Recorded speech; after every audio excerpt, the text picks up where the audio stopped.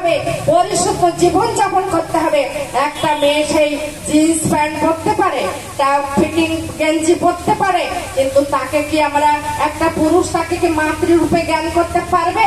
তাই না। তিনি বললেন কি, মেয়েদের চাল চলন পোশাক পরিচ্ছদ এমনই তারা হওয়া প্রয়োজন যাহাতে প্রতিটা মানুষের জন্য শ্রদ্ধা আকর্ষণ হয়, প্রতিটা পুরুষ যেন তোমাকে মা বলে সম্বোধন করতে পারে, এমনই তারা। আজকে যে মেয়ে কালকে সে মা হবে, তাই আমরা প্রত্যেকটা মেয়েকে যদি মা বলে ডাকি তাহলে তার ভিতরে কিন্তু সব থেকে বেশি সে তৃপ্ত হয়, কেননা ঘুমিয়ে আছে শিশুর পিতা সব শিশুরই অন্তরে।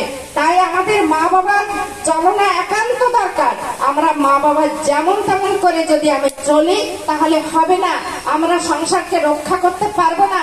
আমার ছেলের নেশা করবে, আমার মেয়ে যেখানে ইচ্ছা সেখানে চলে যাবে, রাত নেই দিন নেই, যার তার সঙ্গে ঘুরে বেড়াচ্ছে, মেলামেশা করছে, তাহলে আমরা কি শিক্ষা পেলাম ঠাকুরের কাছ থেকে?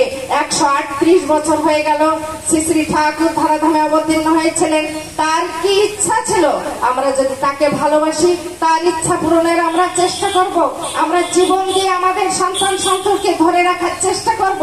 সমাজ আজ বিধ্বস্তের দিকে চলে যাচ্ছে, আজ ছেলেরা নেশাগ্রস্ত, আজ স্কুল কলেজে যেখানে বাইরে পাঠাচ্ছি নেশার একটা নেশাখানা।